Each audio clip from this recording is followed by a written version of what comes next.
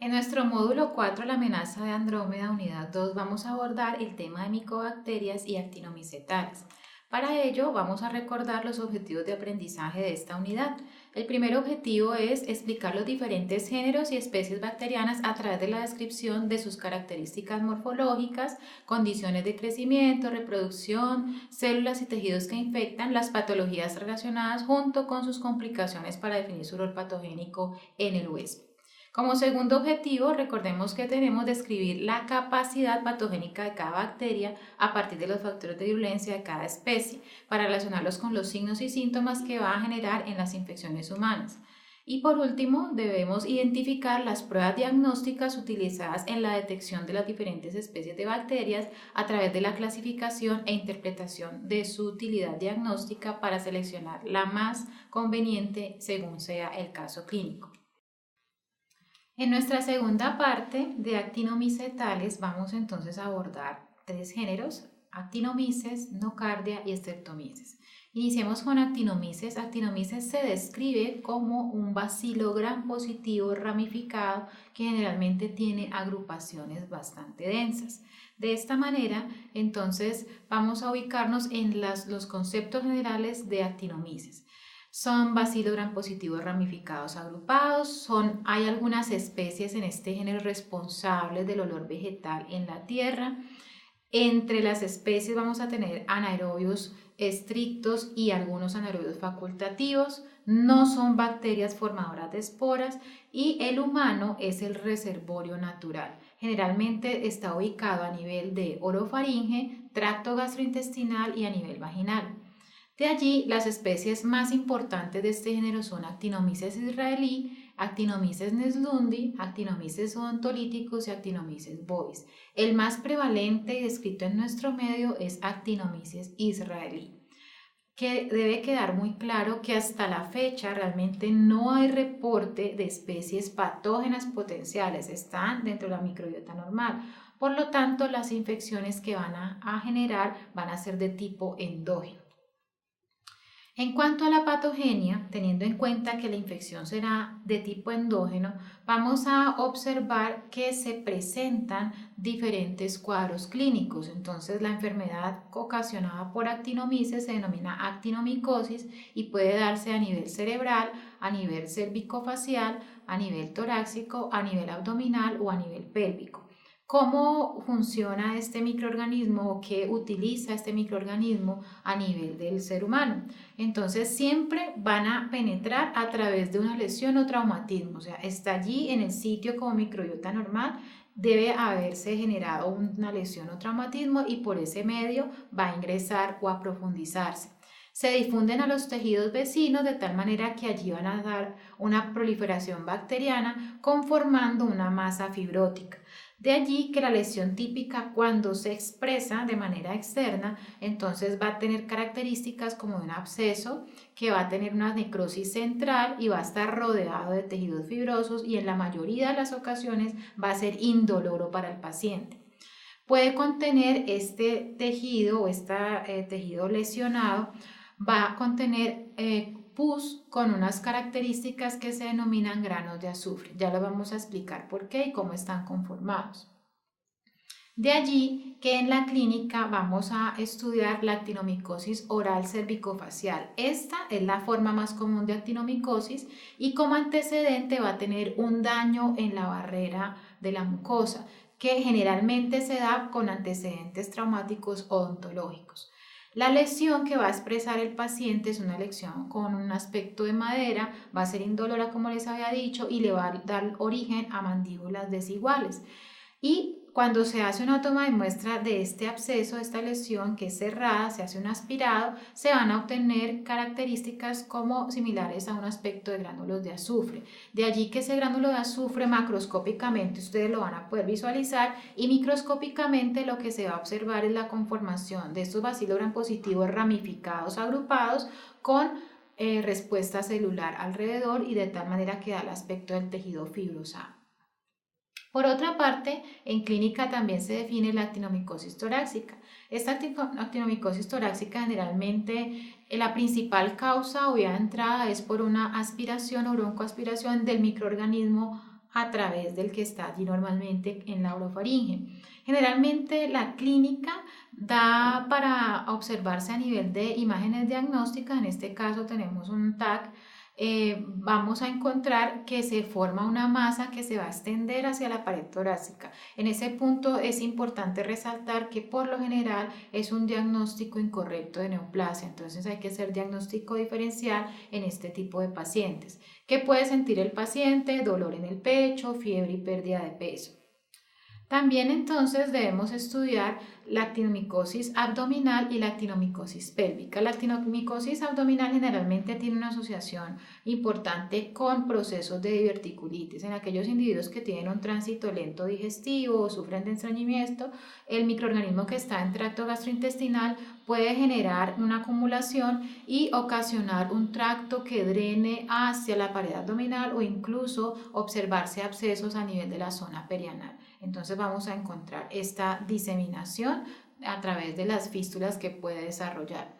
Y actinomicosis pélvica está asociado con dispositivos intrauterinos. No es el uso de los dispositivos, sino la mala ubicación o las condiciones de control inadecuadas de estos dispositivos intrauterinos. Generalmente, como está en vagina, puede arrastrar precisamente el microorganismo y generar una inflamación crónica del endometrio posterior a la colonización. La sintomatología que va a tener la paciente pues va a ser fiebre, dolor abdominal y va a tener pérdida de peso. En la fotografía se observa precisamente el dispositivo intrauterino y en el recuadro que está en esa fotografía en el extremo superior derecho vamos a encontrar un dispositivo que ha sido retirado y el microorganismo ha formado una biopelícula, obviamente microbiana mixta.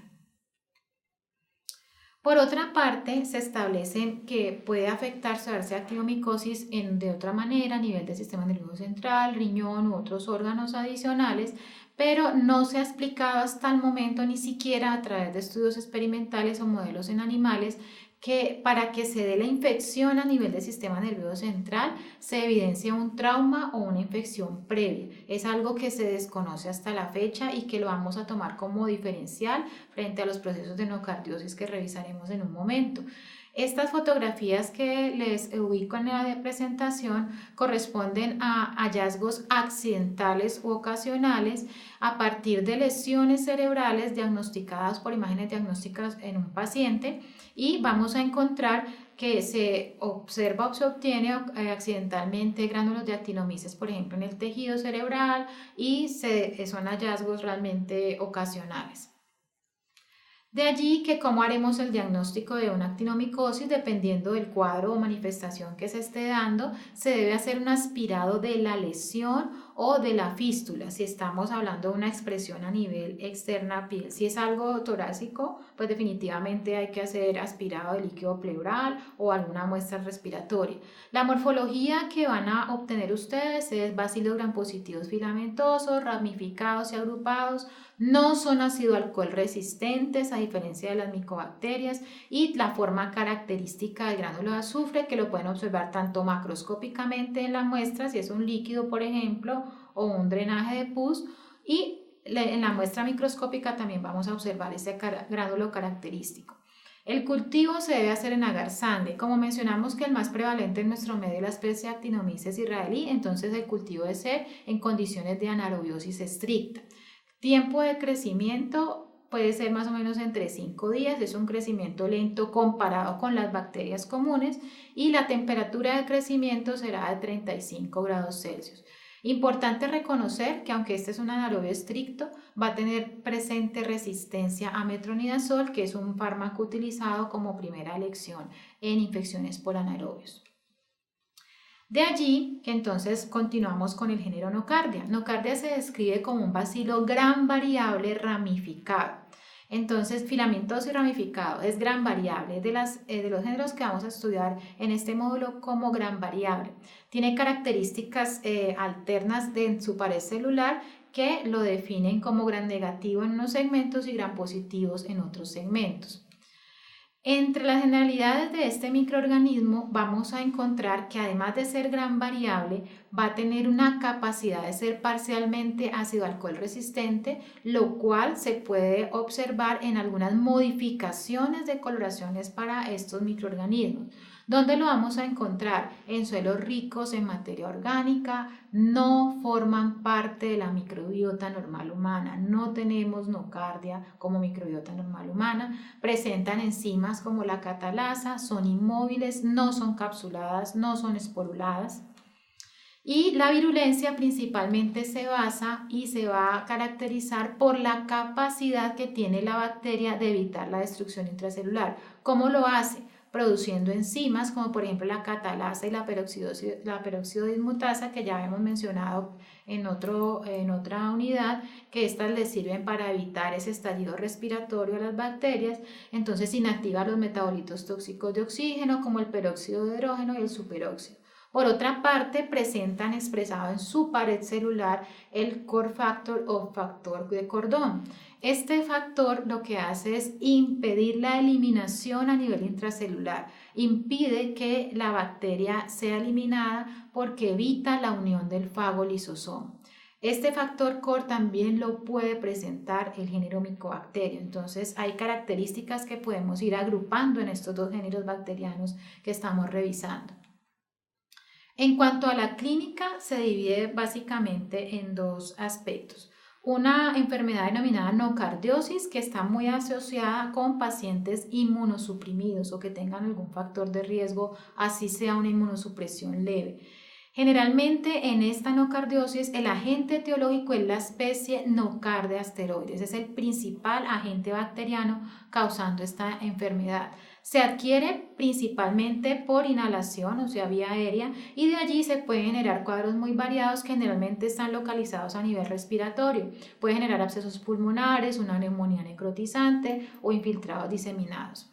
Pueden haber diseminaciones que se observan como lesiones metastásicas y en este punto de nocardiosis, a diferencia de actinomicosis, allí sí se pueden dar formas de encefalitis y formación de un absceso cerebral donde se ha determinado que aproximadamente el 25 al 33% de los pacientes con esta diseminación han tenido infección previa por nocardia. Allí sí está descrito y determinado.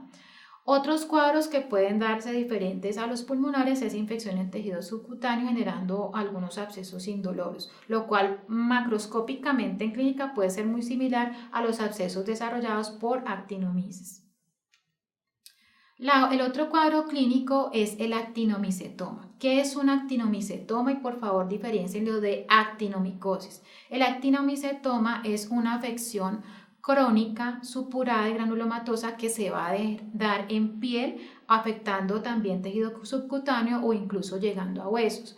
Este actinomicetoma se da principalmente en pacientes inmunocompetentes, no necesita haber una inmunosupresión y está causado por dos tipos de microorganismos. De la especie del género Nocardia está Nocardia brasiliensis como algo representativo y existe otro género que no lo estudiaremos en nuestro módulo, Actinomadura madurei. Pero el principal aquí entonces sería Nocardia brasiliensis. ¿Cómo ingresa el microorganismo? Va a ingresar por traumatismos menores generalmente constantes y puede ser en un periodo prolongado de tiempo, pero a repetición. Van a formar abscesos y fístulas de tal manera que las áreas más expuestas, como por ejemplo los pies y las manos, los brazos, van a tender a hacer este tipo de exposición y si tienen a constante o repetición exposición pueden generar este tipo de abscesos que van a confluir y formar unas pequeñas fístulas. En cuanto al diagnóstico, entonces es importante establecer la diferencia y la utilización de la coloración de Gram, pero principalmente una coloración que es la coloración de Ziehl-Neelsen, pero modificada. Esta coloración es específica y nos permite determinar diferencias entre actinomyces y nocardia. De allí que nocardia se va a observar en el Gram como un bacilo Gram variable filamentoso ramificado y en Ziehl-Neelsen modificado se va a observar un bacilo ácido alcohol resistente parcial o parcialmente ácido alcohol resistente. Por otra parte, en el cultivo, este se caracteriza por ser un aerobio estricto, o sea que se necesita un cultivo para bacterias en condiciones aerobias, a diferencia de Actinomyces israelí. El tiempo de incubación es de 3 a 5 días o puede ser hasta de 2 a 3 semanas para obtener un resultado de la colonia, y la temperatura óptima de crecimiento de nocardia va a ser entre 27 a 30 grados Celsius. Las colonias van a tener un aspecto como lo ven en la fotografía derecha, un aspecto como con unas vellosidades que están representados o reflejados por los filamentos que forma la bacteria. Anteriormente esta bacteria se había estudiado en el grupo de los hongos. En cuanto al último género a abordar en esta parte, en este componente, tenemos Streptomyces, que realmente no representa un riesgo importante para la enfermedad en humanos. Encontramos aquí que son definidos como bacilos gram positivos agrupados también, y dentro de lo que debemos de decir de ellos realmente es muy poco. Su aporte ha sido más a nivel de la industria farmacéutica, donde encontramos las especies de Streptomyces en suelos, en vegetación descompuesta. La mayoría de las especies producen esporas terminales, raramente es patógeno en el humano. Sin embargo, se han descrito muy pocos casos generando infecciones en humanos denominadas micetomas, por dos especies que básicamente llevan el nombre de la ubicación geográfica donde se detectaron, y fueron en condiciones de pacientes con un factor de riesgo y unas condiciones de inmunosupresión muy severa, condiciones de vivienda, alimentación, desnutrición bastante severa, o sea que es realmente muy raro en patógenos. Lo que sí se reconoce es un fitopatógeno, es un patógeno de plantas. Por ejemplo, en algunos cultivos de papa se encuentran estas costras que ustedes observan allí en las fotografías a su derecha, como unas costricas que van a ser causadas por el microorganismo Streptomyces. De allí entonces que hay una característica macroscópica, más como característica organoléptica, que se distinguen por producir un metabolito volátil que es la geosmina. Esto es lo que corresponde a lo que comúnmente se llama olor a tierra mojada. Ahí les dejo la gráfica de lo que nos propone en cuanto al humor microbiológico ecoliano. Y para diagnosticarlo o visualizarlo realmente como es raro patógeno, entonces la coloración de Gram se va a observar de esa forma, así logran positivos agrupados, muy similar a Actinomyces, y el cultivo, la apariencia y los tiempos de la bacteria van a ser muy similares a los de nocardia. En Streptomyces hay descritas especies que se definen con genoma que tienen un único cromosoma lineal, a diferencia de la mayoría de las bacterias que hemos definido que tienen cromosoma circular. Estas son las especies que hacen la excepción a la regla que habíamos mencionado en cuanto a genética bacteriana. Y en cuanto a la utilidad en la industria farmacéutica, pues vemos aquí, les presento un listado de diferentes fármacos que han sido extraídos o sintetizados a partir de diferentes especies de este género. Entonces tenemos el grupo de los antifúngicos, tenemos varios antibacterianos, tenemos antiparasitarios allí, e incluso fármacos inmunosupresores como tacrolimus y sibolimus son extraídos precisamente de algunas especies en particular. Ya para concluir, para resumir de todo este grupo de bacterias, entonces ustedes deben de reconocer aspectos puntuales como que las micobacterias son bacilos ácido alcohol resistentes, no visibles en la coloración de Gram, aunque estructuralmente sean clasificadas como Gram positivos, y se ubican según la entidad clínica producida en tuberculosis, recordemos el complejo micobacterio en tuberculosis, micobacteriosis por las micobacterias no tuberculosas, que deben de dividirlas en aquellas de crecimiento lento y las de crecimiento rápido, y lepra por Mycobacterium leprae, que es muy importante que desde ya reconozcan que es un microorganismo no cultivable en medios convencionales.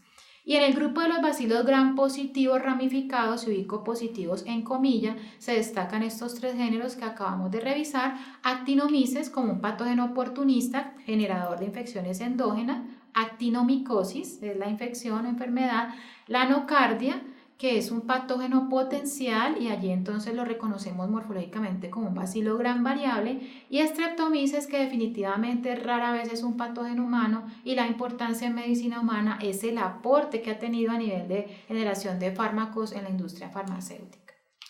Muchas gracias por su atención.